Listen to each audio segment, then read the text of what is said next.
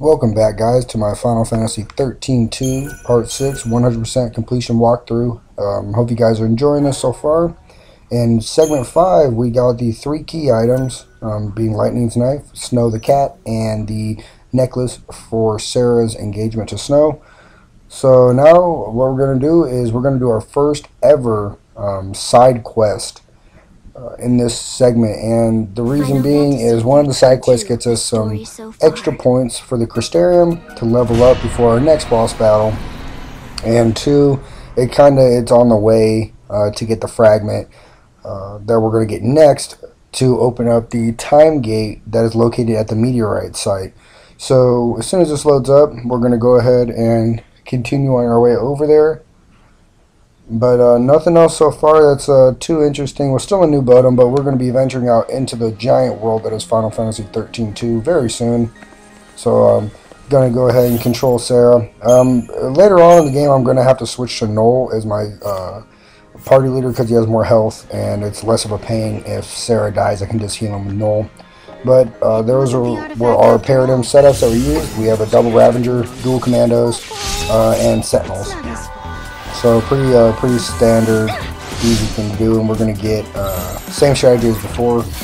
Just whenever you see a battle, don't go out of your way to get a battle, but make sure you get into every battle possible. It's important to level up your character one whole segment per episode, so one expansion of your Crystarium per episode. That's an important thing.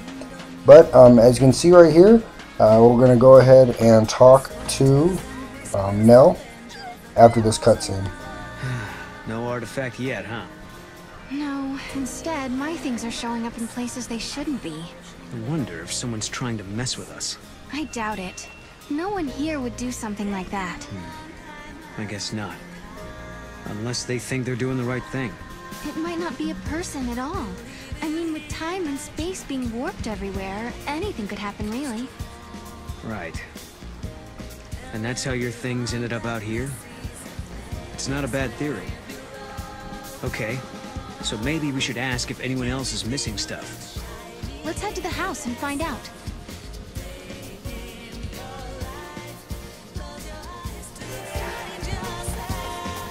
Alrighty then. So that was the next part. We gotta keep searching for artifact. But right here we're gonna talk to Nell, and she's going to give us our first side quest, Fragment mission. And it's called Hearts Prism. And right there, as you can see, when you accept it, it's going to give you a general area of where the treasure box you're looking for is located. So what I'm going to do is I'm going to get the Gaints Artefact first. That's the next major fragment of the game. And the reason you guys see me going out of my way right here is for a later fragment of the game, you have to have explored 100% 10 different maps, and New Bodom, or Bodom, is one of the maps, and this is one of the areas that people easily forget to explore, and it's kind of hard to see on your map, so I'm just trying to get this out of the way now. And you got to explore all these little nooks and crannies, and just that's for the 100% completion, so I'm not just aiming wildly around. But if you observe the mirror, or examine the mirror right here, we're going to get our next fragment. So hopefully you guys will enjoy the cutscene, and we'll pick up right afterwards. What is that?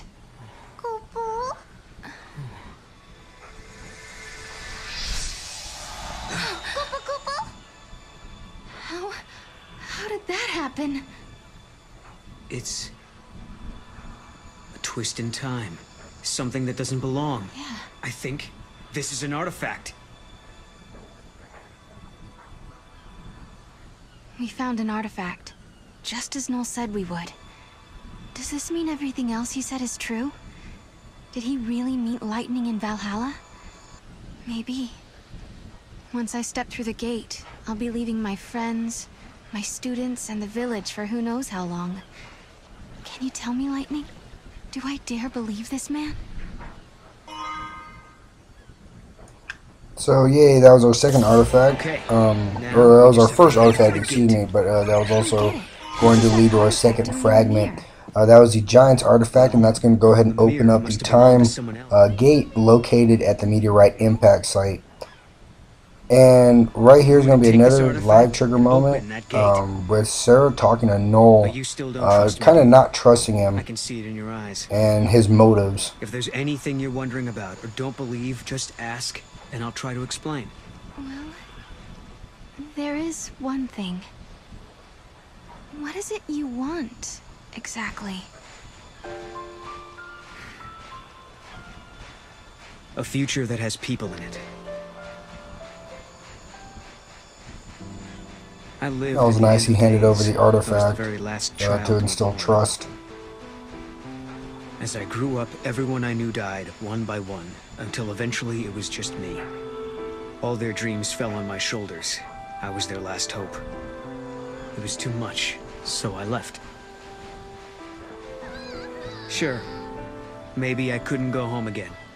Maybe I couldn't make everyone happy. But at the very least, I could rebuild a future where everyone could survive. So I went through the gate. I wasn't thinking very clearly then. I had a dream, but I didn't think it all out. I didn't know what it really meant. But once I got here and saw how you and your friends live in this village, I knew my dream could come true. In Valhalla, your sister gave me a chance. She gave me hope. The future can be changed. That's what she told me, and I believe her. I understand. Thank you, Noel.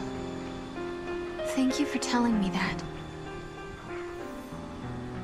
So there you go. Sarah trusts him a little bit more now for giving him some background story. So character progression's building on that one. But we just got the Gaints Artefact, so I'm going to continue on back into the wetlands and the wood area to figure out the Hearts Prism side quest. Now in this one, it's pretty easy to find. It's a cube treasure box that you're going to be looking for on a certain part of the map. And it's not that hard to find. All you gotta do is just watch the video instead of trying to look it up. It's a lot easier. I'll include all the details from it. And fragments are really important for two reasons. One, it gives you a lot more detail about the story. And two, it also gives you those valuable CP points that you don't have to go into a lot of battles for. And some fragments give you a lot of CP points. An extra 2,000 or 3,000 points can really be helpful, especially when it comes to the earlier stages of the game and leveling up. So right now we also got access to the marshlands on the east side of the map, and before they were inaccessible. So we're going to go ahead and head over there and check out what treasures and fun things lie over here. So let's open up this one. You get a iron bangle, which increases overall health by 10%. And right now I'm going to equip that to Sarah. So I'm just going to go optimize and maximum HP, and it's automatically going to put the iron bangle on her. I'm glad we found the artifact, but that's not the only weird thing going on here. There we go. Got a little Spicerian fight again. Pretty easy on these ones. You don't even have to switch to a Ravager or anything. Just commando and blast your way through them.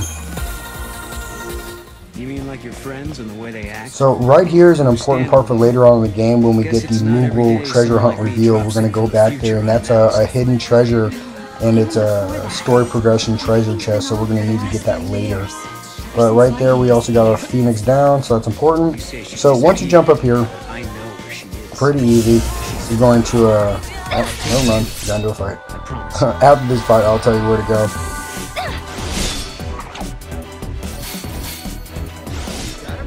Pretty easy. There it is. Blitz, and we're done. You're going to go up on the north side of the map right here. And you go all the way up, and you're going to find a floating treasure box right there, the cube one.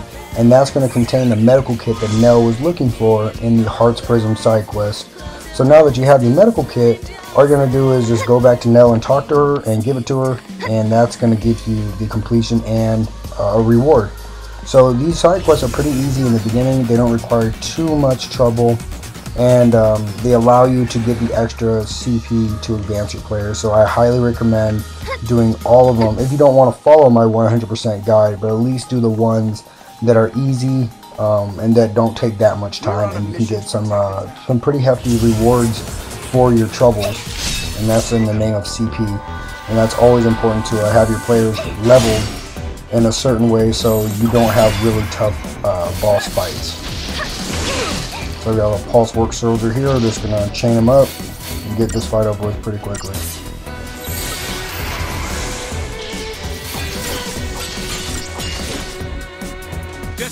And there you go. See, pretty easy on that one. Our players are getting a little bit stronger. We were only doing about 104 damage on the staggering. Now we're up to 147. So a little bit here and there goes a long way. Just do a big old circle. Kind of run through here. I've gotten used to doing my round.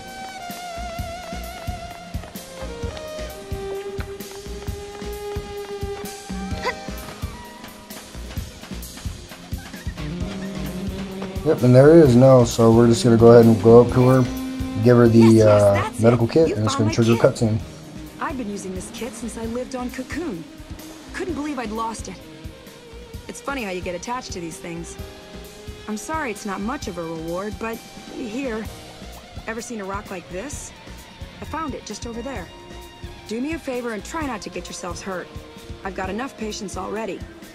There aren't many people who like to play nurse around here. So there it is, Fragment discovered. We got the Hearts Prism and we got 50 extra CP. So we're going to go ahead and do some quick leveling up. And I'm going to advance Sarah in the Ravager role and then Noel in his Commander role. And this has been it for part 6. See you guys in part 7.